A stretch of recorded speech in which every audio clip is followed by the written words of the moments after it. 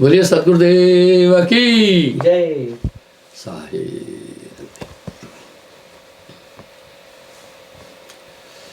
इस संसार में सुख की प्राप्ति की चेष्टा करना ऐसे ही निष्फल है जैसे रेणु रेत को पीसकर तेल निकालने का प्रयास है। ये संसार है ही दुखों का घर। कुछ लोग भाग्य के भरोसे बैठ जाते हैं। हम आपको कमाई के लिए नहीं बोल रहे हैं, ये कर्म भूमि है। यहां साहब पुरुषार्थ की बात कर रहे हैं। नाम सत्य, गुरु सत्य हो। नाम सत्य, गुरु सत्य हो। आप सत्य जो होए, तीन सत्य जब एक हो तो विश्व से अमृत होए। आइए आज देखते हैं वशिष्ठ जी राम जी को एक प्रेरणा दे रहे हैं पुरुषार्थ पर।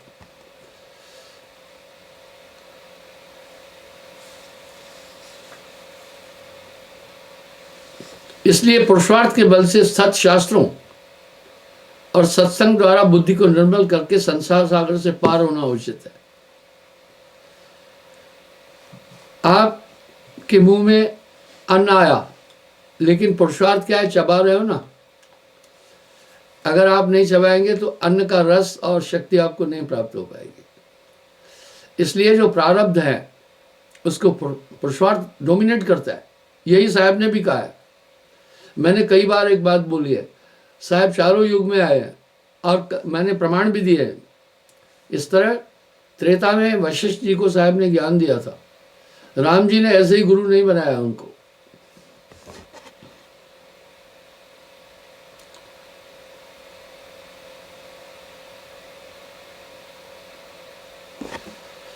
इस मानव रूपी वृक्ष में पूर्व जन्म और इस जन्म के पुरुषार्थ रूपी फल वाले दो वृक्ष उग रहे हैं।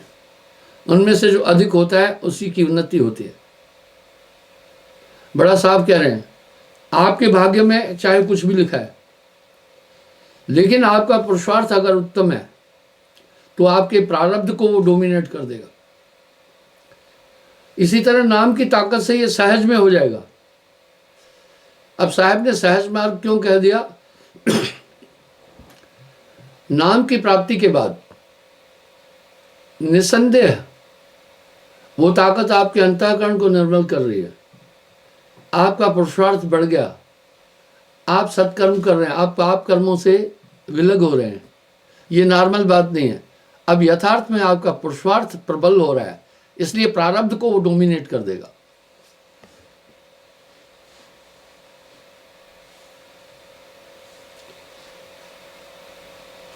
जो मनुष्य शुभ चेष्टाओं द्वारा पूर्व जन्म के तुच्छ कर्म को नष्ट नहीं करता है, वह मूर्ख अपने ही सुख दुख में असमर्थ होता है तथा ईश्वर की प्रेरणा से स्वर्ग अथवा नरक में जाया करता है और यहाँ सदा पराधीन पशु तुल्य होता है। इसमें संदेह नहीं। जो मनुष्य प्रयत्न करने में सदा कुशल है और सदाचारी है, वह जगत के मोह से ऐसे निकल जाता है जैसे सिंह पिंजरे से। इसलिए यहाँ साहब एक बात तो कह रहे हैं ना, कुछ तो मुक्ति का जतन कर ले। और एक शब्द में यहां समेट रहे हैं पूरा सिद्धांत। गुरु बेचारा क्या करे? गुरु बेचारा क्या करे? जब चेला खोटा होए, पारस बेचारा क्या करे जब लोहा खोटा है? गुरुमुख होना भी पुरुषार्थ है, कमाई नहीं है। यहां मैं कमाई को स्थापित नहीं कर रहा हूं, उसका प्रतिपादन नहीं कर रहा हूं। बस गुरु के बताए रास्ते पर तुम्हें चलना है। उन्होंने रास्ता बनाकर दे दिया, आपने उस पर सिर्फ चलना है। आप देखो ना, माँ बालक को कितनी मदद करती है, उसका मुख अपने पयोधर से लगाती है। और अब दूध पीने की प्रक्रिया तो बालक ने करनी है ना। काल का जीव माने नहीं, मैं कोटिन कहूं बुझाए। काल का जीव माने नहीं, मैं कोटिन कहूं बुझाए। मैं खींचूं सतलोक को, वो बांधा जम पर जाए। इसलिए पूर्ण गुरुमुख होना एक पुरुषार्थ है। अभी जो आप शुभ कर्म कर रहे हैं वो शुभ कर्म, देखिए कह रहे हैं ना, बिल्कुल साफ तो कह रहे हैं वशिष्ठ जी।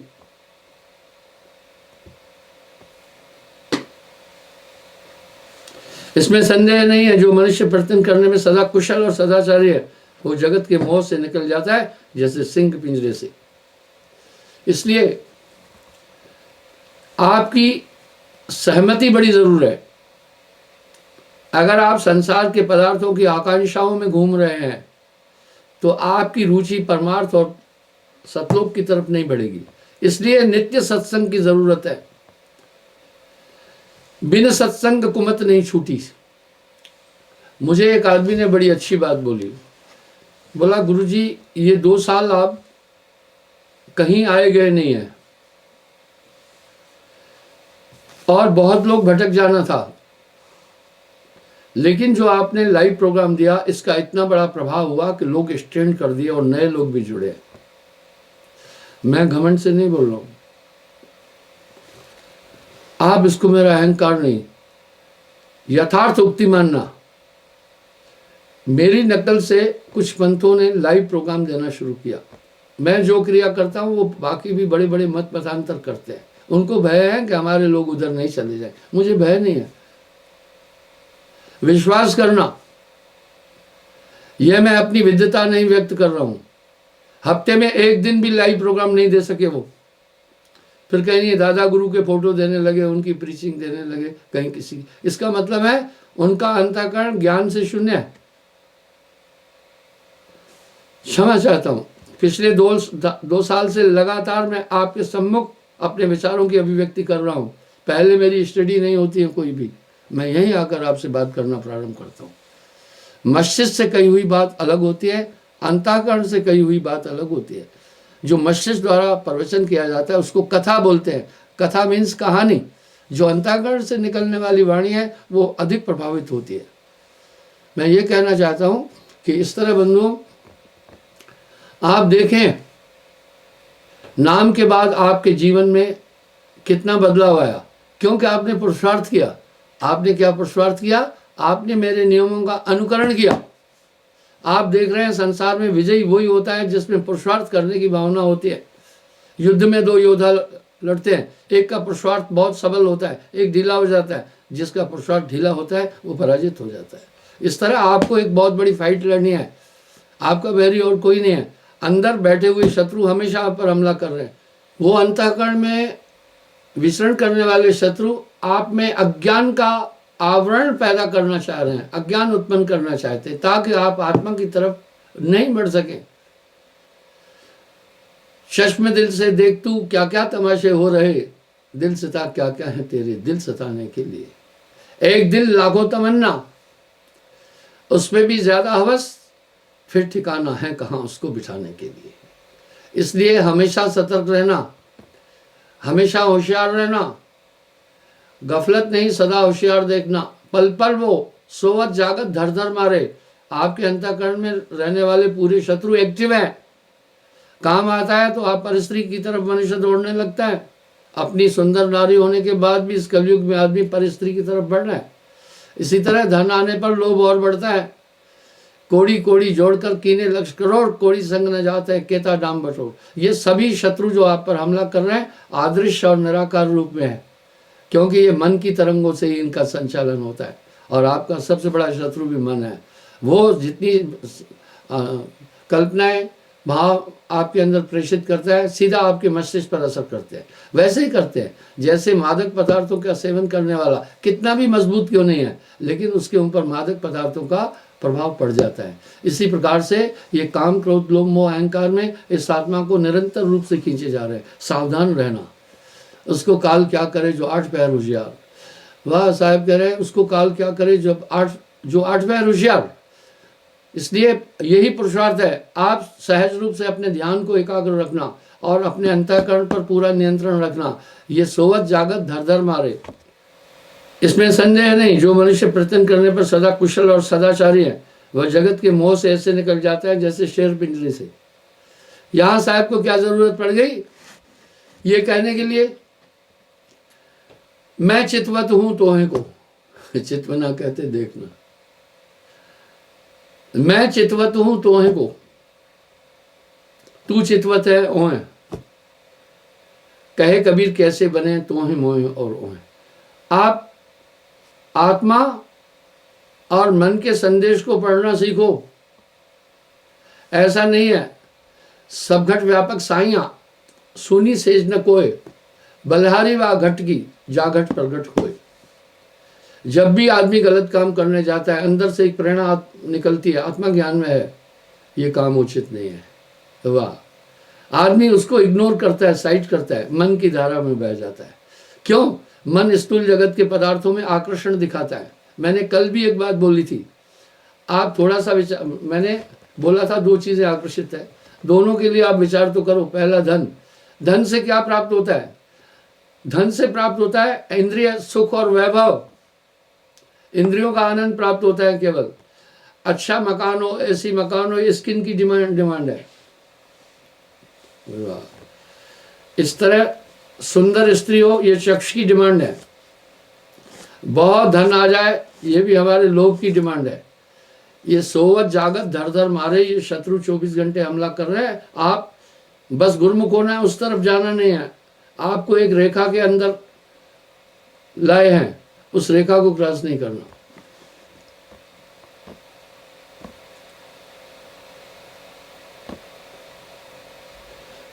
कोई मुझको किसी कार्य की प्रेरणा करता है, ऐसी बुरी कल्पना पर जो मनुष्य पुरुषार्थ को त्याग देता है उसको दूर से ही त्याग करना योग्य। देखा क्या बोल रहे हैं? बहुत अच्छी बात बोल रहे हैं। बोल रहे हैं अंदर से प्रेरणा मिलती है किसी भी अनुचित कर्म को करने से पूर्व, और जो मनुष्य उस प्रेरणा को नकार देता है, यहाँ वशिष्ठ जी राम जी को कह रहे हैं ऐसे मनुष्य को दूर से त्याग देना चाहिए। बसे कुसंग चाहत कुशल, कहे रहीम बड़सोस, महिमा घटी समुद्र की, जो रावण बसे पड़ोस। ये विभत्स शत्रु, भयावह शत्रु इस आत्मा को जकड़े हैं और ये शरीर में पूरी ठकुराई कर रहे हैं, इनकी हुकूमत चल रही है। आश्चर्य है संतों में देख देख आवे हासी, पानी में मीन मरे प्यासी। अपनी ताकत से इनको संचालित करती है आत्मा, और ये संचालन करके आत्मा को ही झगड़ते जा रहे हैं। तभी तो साहब ने ये शब्द बड़ा सटीक कहा, आप ही बंद लो, अपने आप अपनी ताकत से इस आत्मा ने अपने आप को बांध दिया है। सतर्क रहें।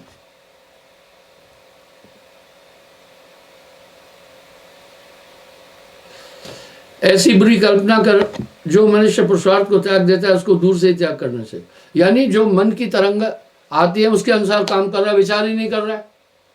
भाई विचार तो कर लो ना, कर विचार ही के माही, बिना विचारे रहीम कवि ने अच्छा कह दिया। बिना विचारे जो करे, बिना विचारे जो करे सो पाछे पछताए, सो पाछे पछताए चित्त में चैन ना आवे। जब भी आप अनिष्टकारी कर्म करेंगे उसका प्रभाव आप पर कैसा पड़ेगा मैं बताता हूं, आपके अंतःकरण पर। जैसे दूषित अनाज के ग्रहण करने से आपकी तंदुरुस्ती पर असर पड़ता है, आपकी सेहत पर असर पड़ता है, इसी तरह दूषित कर्म करने से आपका अंतःकरण दूषित हो जाता है। इसलिए कर्म से बचना है, बहुत बचना है। शुभ अशुभ दोनों कर्म है, इनका निर्णय करना आवश्यक है। आपके अंदर ज्ञान तत्व है, मनुष्य में ज्ञान तत्व है जो विशेष है, पशुओं की तुलना में अधिक है। इसलिए आपको तो कार्य नहीं। ब्रह्मा जी ने नारद को एक शब्द जो कहा वो तो बड़ा अजीब सा लगेगा आपको सुनकर। हे नारद, जो मनुष्य होकर मूर्ख है वो वध करने योग्य है। हाँ, वध करने योग्य है, वो मानवता पर कलंक है। क्यों वध करने योग्य है? उसने मानवता के गुण को नहीं अपनाकर पूरे असुरी ताकतों का फॉलो करता गया और पाप कर्म करता गया। इसलिए उसने अपने आप को अंधकार में स्वयं धकेला है, इसलिए वो वध करने योग्य है। हे नारद, मनुष्य को के अंदर ज्ञान तत्व है, इसलिए इसने इष्टाविष्ट का चिंतन पूरा अच्छी तरह करना चाहिए।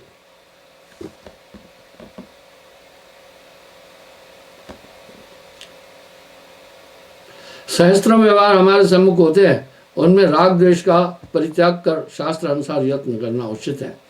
हाँ, आप ग्रह काजा नाना जंजाला। मैंने अपने प्रवचन में कई बार एक बात कही है, धर्म शास्त्रों का खंडन करना बेवकूफी है। जो धर्म शास्त्रों का खंडन करता है वो पामर है। अभी धर्मशास्त्रों में जो भी प्रेरणा दी गई है अपनी सीमा पर अच्छी है। हर धर्मशास्त्र आदमी को सदगति की और सत्कर्म की ओर प्रेरित करता है। हाँ, इष्ट के विषय में थोड़ा सा भिन्नता है, वो अलग चीज है।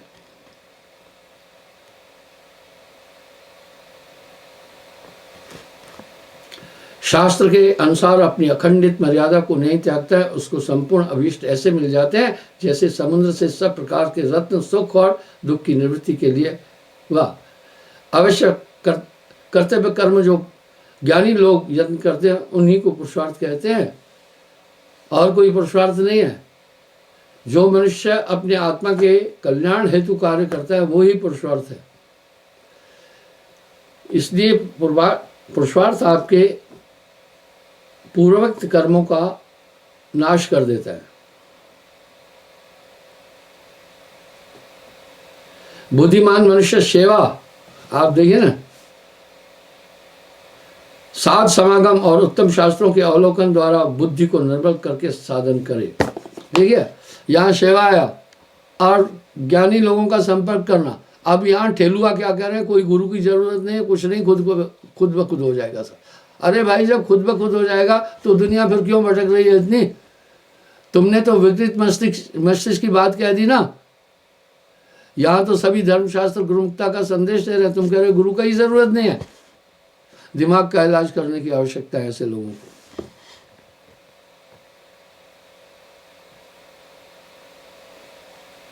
आगे क्या करें?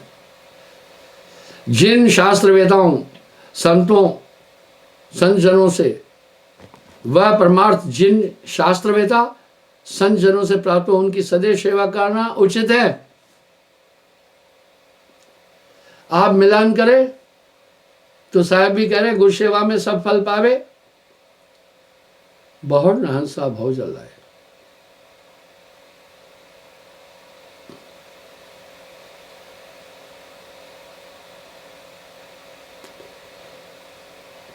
जो पुरुषार्थ देवलोक से यहाँ आया है और दोनों लोगों के लिए हितकारी है, उसी पूर्व जन्मकृत पुरुषार्थ को दैव कहते हैं। वाह! मूर्ख मनुष्य ने पुरुषार्थ से अतिरिक्त जो देव को माना है और उसी के भरोसे पौरुष को छोड़ बैठे, उन पर हम शोक करते। हाँ, साहब बोल रहे हैं वशिष्ठ जी राम जी को, जो लोग भाग्य के भरोसे बैठे हुए हैं हम उनको धिक्कार दें, वो महामूर्ख है। इसलिए तुम प्रारब्ध को छोड़कर पुरुषार्थ की तरफ बढ़ो हे राम।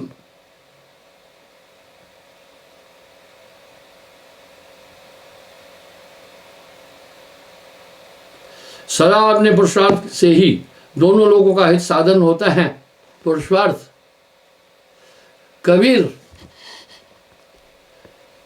कबीर मन तो एक है, कबीर मन तो एक है, भावे जहां लगाए, भावे गुरु की भक्ति कर, भावे विषय कमाए। ये तो मन आपका है, जहां लगाना है आप लगाइए। कबीर मन तो एक है, भावे जहां लगाए, जहां आपकी इच्छा लगा लो। भावे गुरु की भक्ति कर, भावे विषय कमाए। चाहे विषयों में लगा वो उसी में रम जाएगा, इसको खींचो। मन के कहे जो तन चले ताका सर बस जाए, और मन पर जो अस्वार है ऐसा बदला कोई। मन को आप ढीला नहीं छोड़ना। सपेरा अपने साथ सांप को रखता है, लेकिन उससे हमेशा सतर्क और सावधान है। इस तरह इस मन से हमेशा सावधान रहना।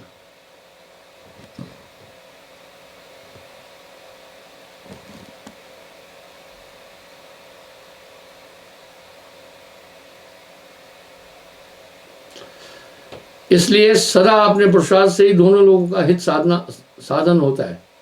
जैसे पूर्व जन्म के दुष्कर्म इस जन्म की सत्य क्रिया से शोभित होते हैं, वैसे ही गत दिनों के दुष्कर्म आज के सत्कर्मों से शोभा को प्राप्त होते हैं। इसलिए जो मनुष्य प्रयत्न करता है उसको पुरुषार्थ हाथ में है। बंधुओं, साहब ने सहज मार्ग पर सीधी सीधी तो 2 धाराएं दे दी ना। अगर अगर अगर है शौक मिलने का तो हरदम लौ लगाता जा। धर्मदास की यहाँ संशय तो हुआ ना, बोला गुरुजी आपकी वाणी में थोड़ा दोहरापन लगता है। पहले तो आप कह रहे हैं सदगुरु पार करेगा,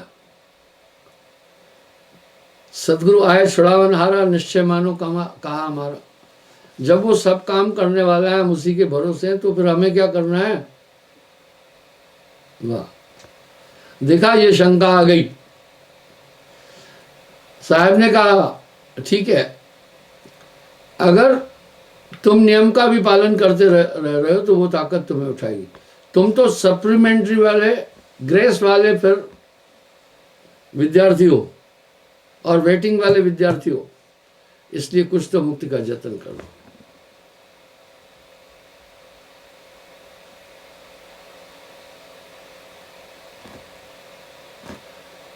पुरुषार्थ हाथ में स्थित अमरलोक के समान प्राप्त होता है। मूढ़ मनुष्य प्रत्यक्ष को त्याग कर वृथा देव रूपी मोह में डूबता है।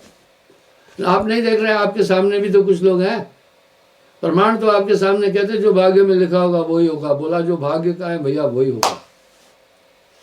एक शेर है, तेरे बाजू ही बना सकते हैं किस्मत तेरी, तेरे बाजू ही बना सकते हैं किस्मत तेरी, हाथों की लकीरों पर भरोसा मत कर। वाह, तो क्या मैं भाग्य को नकार रहा हूं? भाग्य है, भाग्य प्रमुख नहीं है। भाग्य को पुरुषार्थ द्वारा रोका जा सकता है।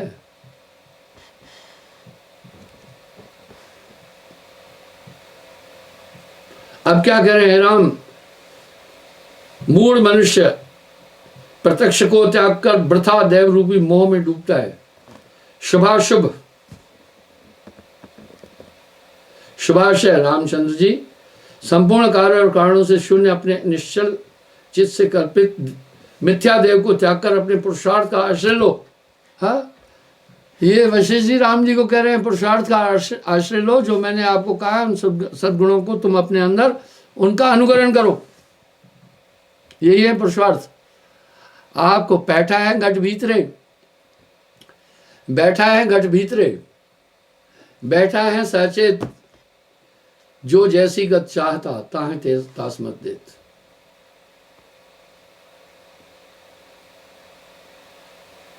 आगे कितना प्यारा बोल रहे हैं,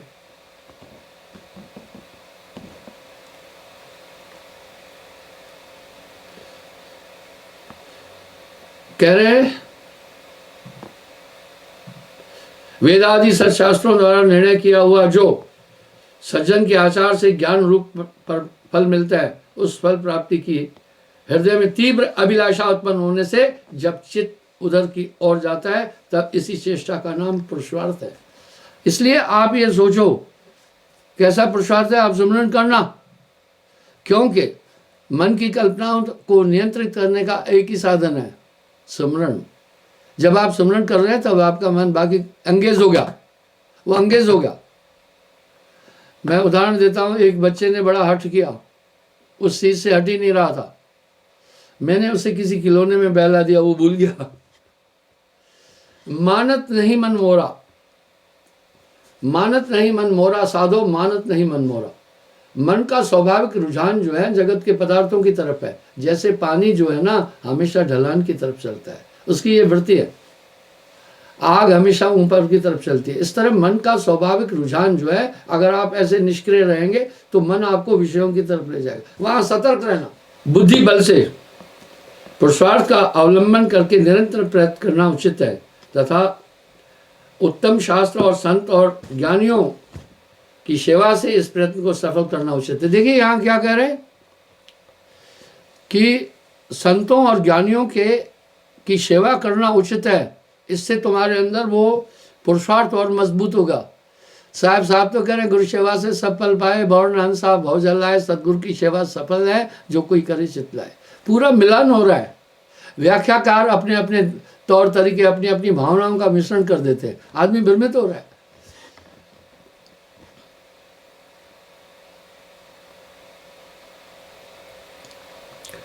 पुरुषार्थ क्या है? इस विचार में कुशल और श्रमदम आदि संपत्ति सहित जो मनुष्य है वे सदा प्रयत्न करते हैं तो अवश्य देव को जीत सकते हैं। नाम जो रत्ती एक हो, नाम जो रत्ती एक हो, पाप जो कोटि हजार। नाम जो रत्ती एक हो, पाप जो कोटि हजार। सबे जार के छात करे जैसे चिंगी आग की बड़ी पुरानी घास। तो अवश्य देव को जीत सकता है। इसलिए अपना कल्याण चाहने वाले मनुष्य को ज्ञानी जनों की सेवा द्वारा श्रवण आदि प्रयत्न करना आवश्यक उचित है। इस जन्म में किए हुए पुरुषार्थ को ही कार्य सिद्धि का उपाय समझकर जीवगण नित्य श्रेष्ठ ज्ञानी जनों की सेवा रूपी महाऔषधि द्वारा जन्म रूपी रोग को शांत कर सकते हैं। हाँ, कह रहे हैं संतों की सेवा और गुरु सेवा से ये मनुष्य एक ऊर्जा प्राप्त करके महाऔषधि है और सन्मार्ग की प्राप्ति कर सकते हैं।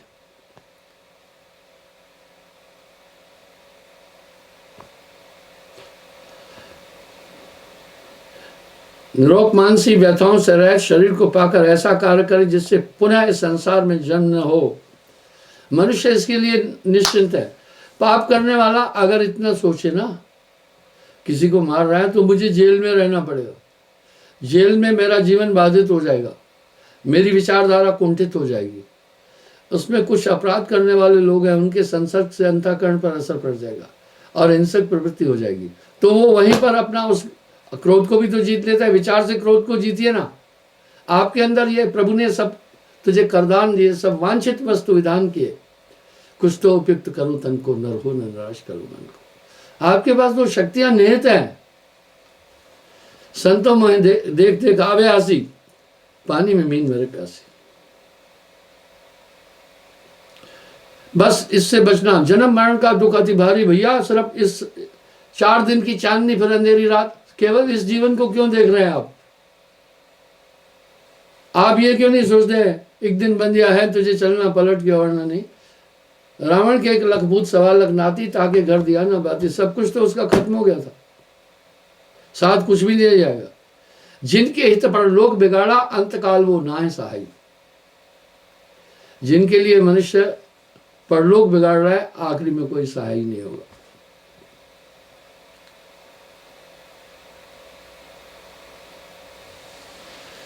जो मनुष्य पुरुषार्थ से देव को जीतने की इच्छा करता है उसके इस लोक और परलोक में संपूर्ण मनोरथ सिद्ध होते हैं। जो देव के भरोसा करके उद्योग को छोड़ देता है वे आत्म शत्रु अपने ही बैरी है। देख लिया,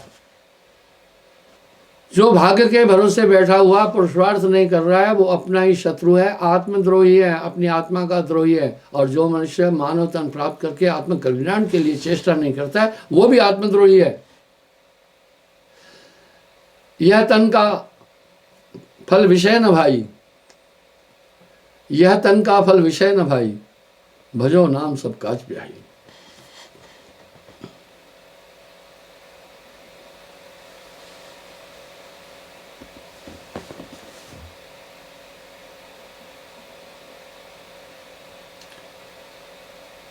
धर्म अर्थ और काम इनको नष्ट कर देते हैं।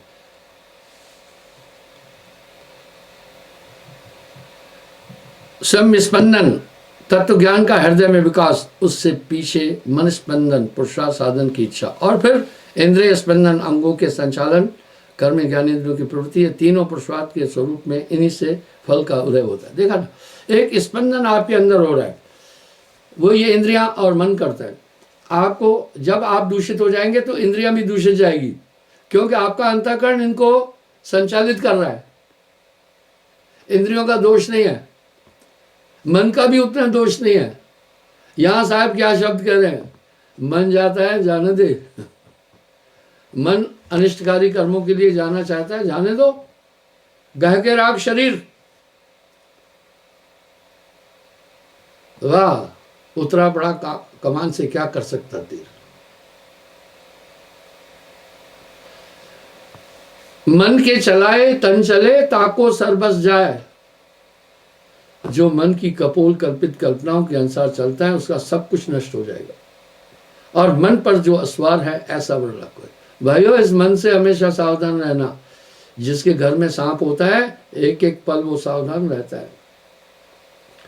एक माता मेरे पास आई, मुझे कहा गुरुजी मेरे घर में सांप है, मैं तो अंदर डर से अंदर नहीं जाती हूँ। मैं बोला नहीं नहीं नहीं नहीं, सांप तुम्हारे घर में रहने नहीं आया। सांप को पता है यहाँ मनुष्य रहते हैं, ये मुझे नहीं छोड़ेंगे। तुम्हारे घर में चूहे हैं, वो उनकी भनक में आया है, और यहाँ स्थायी वो अड्डा नहीं बनाएगा, वो चला गया होगा। मैं अपनी बात बताता हूँ।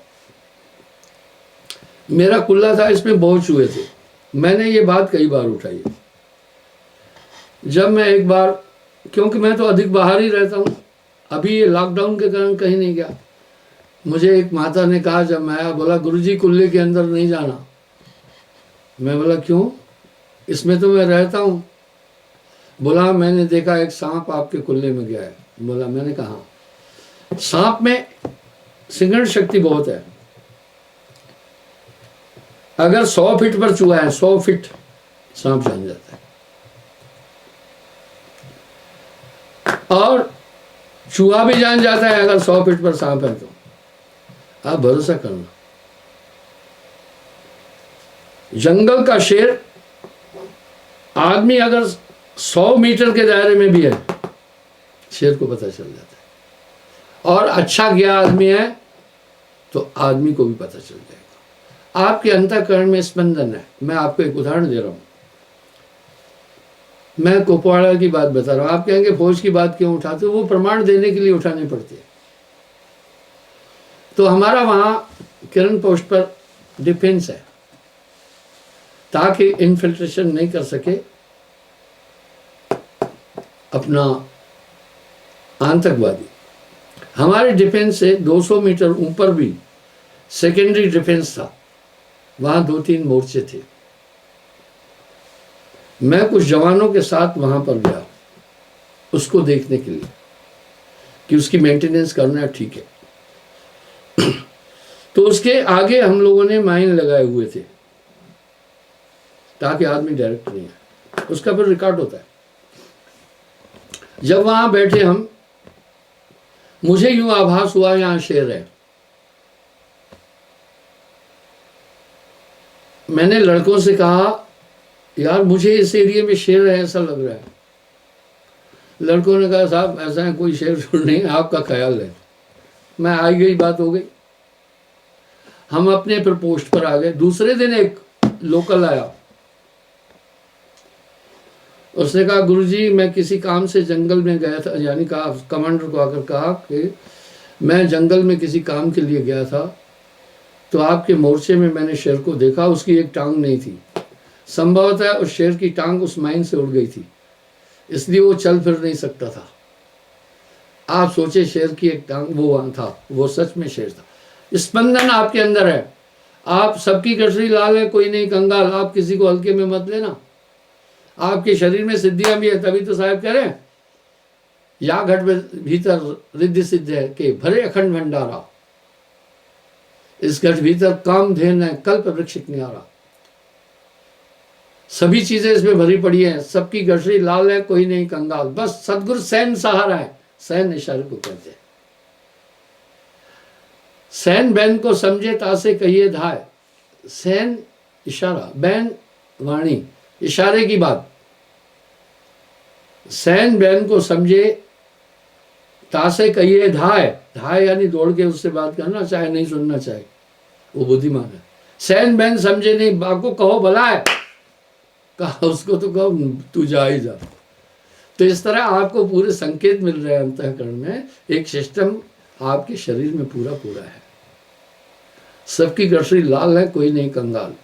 इस तन को देवता प्राप्त करने की आकांक्षा करते हैं, ऐसे ही नहीं कर रहे। भजन बिन बावरे हीरा जन्म गवाया।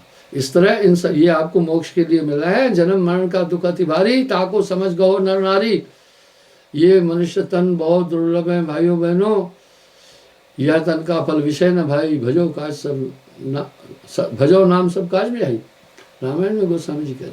तो इस तरह से इस देह का कर्तव्य केवल इस देह का कर्तव्य केवल खान है या पान है, यही समझ है मूर्खता, यही महा अज्ञान है।